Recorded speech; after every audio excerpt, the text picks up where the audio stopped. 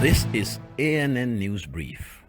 Zimbabwe has been in the news lately on its ban on protests. ANN News had reported that security agents had stopped gatherings and demonstrations in Bulawayo since the beginning of the week and Harare on Friday. Police were said to have been deployed in force to Tuesday to block a street protest for the third time in 5 days. The main opposition party, MDC, says hopes were vanishing that the government might become more tolerant of dissent than the regime it replaced. President Emmerson Mnangagwa was elected a year ago on a pro-reform ticket, promising a break with the political repression that characterized former President Robert Mugabe's 37-year rule and an economic upturn. But the economy is mired in its worst crisis in a decade, and opposition's planned protests against the economic situation were stopped. A local journalist says Tuesday's heavy security deployment was in the central city of Gweru, where police who had banned the march on Monday night patrolled on foot and in trucks and condoned off a university. Campaign group Human Rights Watch HRW says Cameroon's authorities held and tortured more than 100 prisoners after a riot in the country's biggest prisons. HRW alleges detainees were held incommunicado following a riot last month when inmates set fire to parts of Kondegu maximum security prison in the capital, Yaoundé. Some live-streamed on Facebook the initial protest from their mobile phones. Many people accused of being separatist rebels from the Anglophone regions are held in that facility.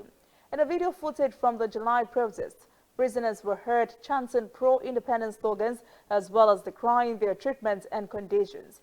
How HRW reports that suspected separatists as well as supporters of the opposition CRM party were among the groups sent to State Defense Secretariat the next day, where the alleged torture began. Cameroon's government has not commented on the allegations, but confirmed the transfer of dozens of inmates from Kondegu to unspecified facilities. We'll be back after this message.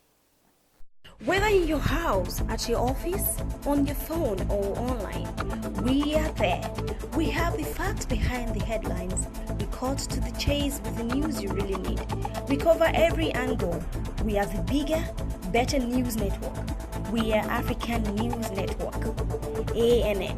Watch ANN News on MITV from a truly African spirit. Rwandan President Paul Kagame has responded for the second time in a week to a recent report by the Financial Times that poverty figures were manipulated in 2015. The president's latest response was at a press briefing in Namibia while addressing the issue of poverty with his host, President Hage Geingob. Kagame praised the Rwandan people and their resolve in bettering their lives after the 1994 genocide. He admitted that there were problems and more to be done, but says it could not have cooked up numbers to those writing stories about Africa, which he says originates from the stereotypes that before Africans can do well, their actions must be validated from outside the continent. The Financial Times had reported the official data on poverty in the East African country were being faked to paint a picture that did not represent the reality on the ground.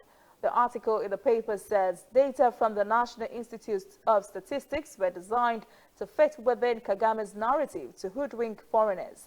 The Financial Times report says poverty had instead increased over the years. Kagame said, quote, "We don't want to be validated. We want to do things that are good for us, not just to please others," end quote. He added that the decentralized nature, especially of agricultural growth, has made it easy to measure its impact.